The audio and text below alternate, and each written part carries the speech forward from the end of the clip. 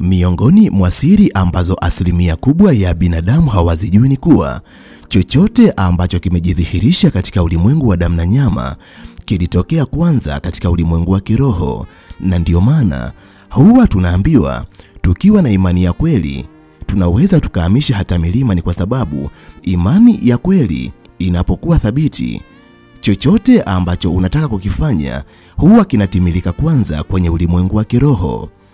Jambo ambalo unatakiwa kulijua na kuliweka akilini, wakati mwingine hata kufanikiwa ama kutokufanikiwa katika maisha yako kunaweza kukasababishwa na ulimwengu wa kiroho. Kwa sababu hiyo, ndani ya video hii nitakwenda kukuambia sababu 10 za kiroho ambazo zinaweza kuua ndoto zako bila wewe mwenyewe kujua. Kama nawe ni moja kati ya watu wanaotamani kujifunza kuhusiana na jambo hili, basi video hii imetengenezwa mahususi kwa ajili yako. Ili uendelee kujifunza mambo mbalimbali kupitia video zetu, jiunge nasi kwa kusubscribe katika chaneli hii ya Fafanuo Media. Hapo utakuwa wa kwanza kupata video zetu pindi tunapoziweka kwenye chaneli hii. Hautajutia MB zako, kwani mara zote tunajitahidi kuwa bora zaidi ya jana. Asante, enjoy. Zifuatazo ni sababu mbalimbali za kiroho ambazo zinazuia mafanikio yako bila wewe mwenyewe kujua. Namba 1, kukosa maombi ya kila siku. Moja kati ya vitu ambavyo unatakiwa kuvijua na kuviweka akilini, wanadamu wanaofanya maombi mara kwa mara kwa Mwenyezi Mungu, hawa ni wanadamu ambao huwa wanaweza kufungua njia za mafanikio yao, kwani kila unapotangaza kuanza kupambana ili ukatimize malengo yako, wapo binadamu wabaya ambao wengine ni washirikina ambao wanaweza kuweka vikwazo mbalimbali katika safari yako ya maisha. Kama hauna imani kwa Mwenyezi Mungu, ina maana kwa sababu ya vikwazo vya kichawi na kishirikina ambavyo umewekewa katika njia yako ya mafanikio, hautaweza kuvivuka. Utajikuta ni mwanadamu ambaye kila siku unaanza upya na hauwezi kufikia malengo ambayo unayo katika maisha yako. Ili njia yako ya mafanikio iweze kuwa safi, ni vema ukawa mwanadamu ambaye unafanya ibada kila siku kwa Mwenyezi Mungu. Unapoamka asubuhi, muombe Mwenyezi Mungu aondoe vikwazo mbalimbali katika safari yako ya mafanikio, lakini pia unapolala, jikabidhi katika mikono ya Mwenyezi Mungu. Kwa sababu hiyo, chochote ambacho unatamani kiweze kufanikiwa katika maisha yako, kwa mapenzi ya Mwenyezi Mungu kitaweza kufanikiwa. Hakuna nguvu mbaya ambayo inaweza kuja na kuyazuia mafanikio ambayo yanatakiwa kutimilika katika maisha yako. Namba 2, kuishi maisha yaliyotawaliwa na dhambi. Moja kati ya mambo ambayo mimi na wewe hatuwezi kuyakatani kuwa kila mwanadamu anaweza kutenda dhambi. Kutenda dhambi ni miongoni mwa vitu ambavyo ni vigumu sana kuviepuka ukiwa katika uso wa dunia, lakini Mwenyezi Mungu ametupa nafasi ya kuomba msamaha. Asilimia kubwa ya wanadamu ambao wanaishi katika maisha ya dhambi, nuru ya Mwenyezi Mungu haiwezi kuwa katika maisha yao. Wapo wanaofanya dhambi za dhahiri, lakini wapo wanaofanya dhambi za siri. Lakini dhambi ni dhambi. Dhambi ni miongoni mwa vitu ambavyo vinaweza kuvuta nguvu za giza katika maisha yako. Kwa sababu hiyo, utakuwa ni mwanadamu ambaye katika ulimwengu wa kiroho hakuna nuru ambayo itakuwepo. Badala yake, giza litakuwa limetawala katika ulimwengu wako wa kiroho. Na kwa sababu hiyo, wabaya ambao hawatamani ufanikiwe, mipango mingi ambayo wataifanya katika maisha yako itakwenda kufanikiwa na hautaweza kutimiza malengo yako, kwa sababu vita mbalimbali za kiroho ambazo zitaanzishwa na wabaya wako watakushinda, kwa sababu Mungu hawezi kuwa upande wako.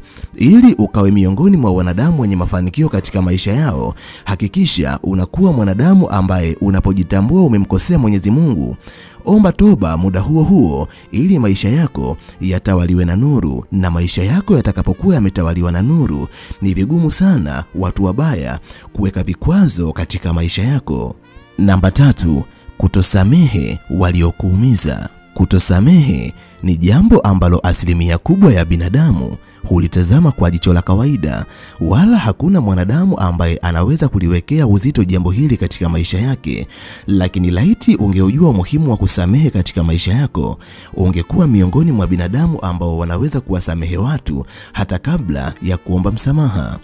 Jambo ambalo unatakiwa kulijua na kuliweka akilini, pamoja na kuwa ni kawaida kuudhiwa na binadamu wengine ambao tunakutana nao katika maisha yetu ama kukosewa, lakini kitendo cha kuishi na chuki katika moyo wako kinafunga baraka za Mwenyezi Mungu katika maisha yako, kwani Mwenyezi Mungu hawezi kumimina baraka na neema katika moyo wa mwanadamu uliojaa chuki dhidi ya watu wengine. Hivyo unapokosewa na mwanadamu, kabla ya jua kuzama, hakikisha umemsamehe, kisha muombe kwa Mwenyezi Mungu, kwa sababu moyo wako ukiwa safi, unakaribisha neema mpya katika maisha yako. Njia zako za mafanikio zitaanza kufunguka. Hata negative energy haziwezi kuwepo katika maisha yako, kwa sababu mwanadamu mwenye chuki katika moyo wake huwa ni mwanadamu aliyetawaliwa na negative energy, jambo ambalo huvuta mikosi na nuksi katika maisha ya mwanadamu. Namba 4, kutokujua kusudi ambalo lipo ndani yako. Moja kati ya vitu ambavyo ni lazima uvijue na kuviweka akilini. Hakuna mwanadamu ambaye amezaliwa katika uso wa dunia kwa bahati mbaya. Kila mwanadamu ambaye amekuja katika uso wa dunia, lipo kusudi la Mwenyezi Mungu ndani yake. Yani kuna kitu ambacho amekuja kukitekeleza katika uso wa dunia, na pindi atakapoweza kukitimiza kitu hicho, basi mwanadamu huyo ataondoka kwenye uso wa dunia. Lakini wapo baadhi ya wanadamu ambao wanaishi bila kujua makusudio ambayo yapo ndani yao.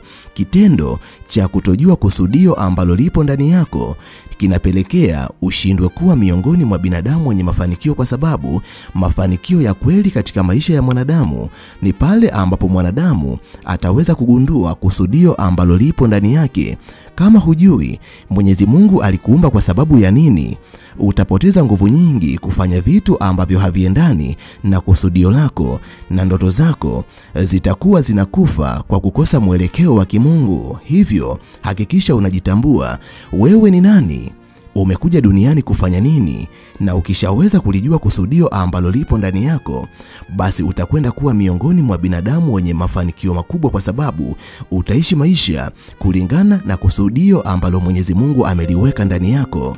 Namba 5, kukaa mbali na watu wa kiroho wanaokutia moyo.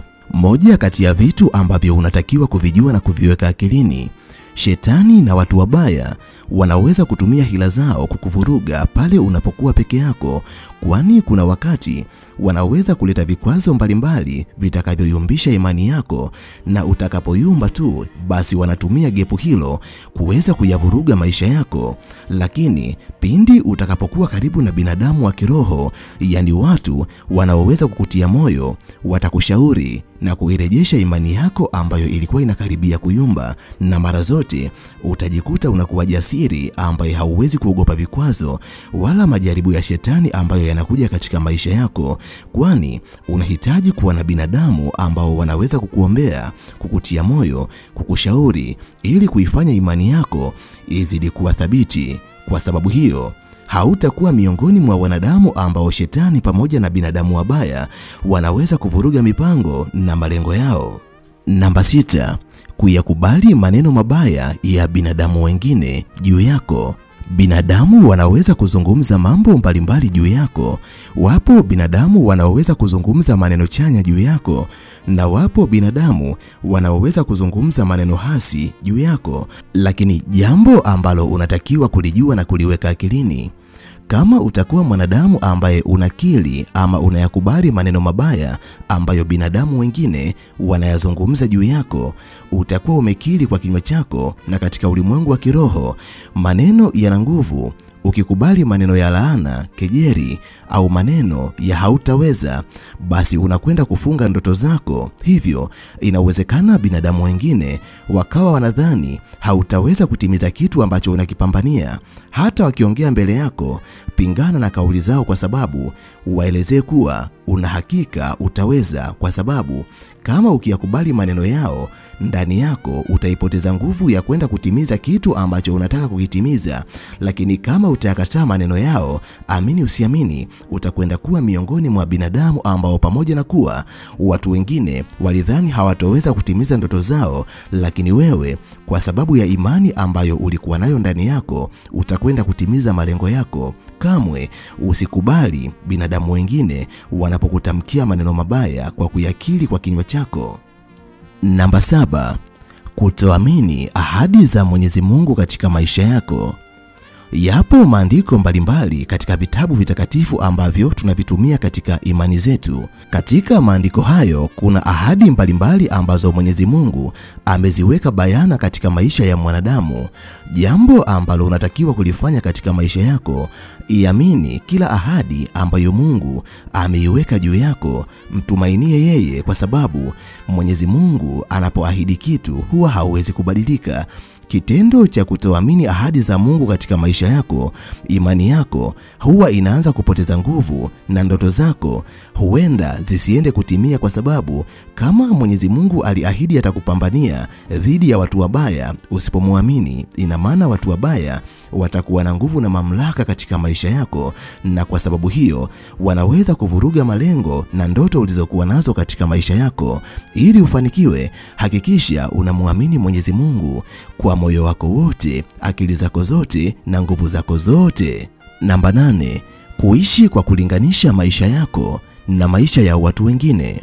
Ukianza utamaduni wa kulinganisha maisha yako na maisha ya binadamu wengine, kitu ambacho kitaanza kuzaliwa katika moyo wako ni roho ya wivu na roho ya kushindwa, kwani muda mwingi utaanza kuona binadamu wengine ni kama wanakupita katika safari yako ya mafanikio. Utaanza kuwachukia na kuanza kuwaonea wivu. Lakini jambo ambalo unatakiwa kulijua na kuliweka akilini, Mungu huwa ana mipango tofauti kwa kila mtu.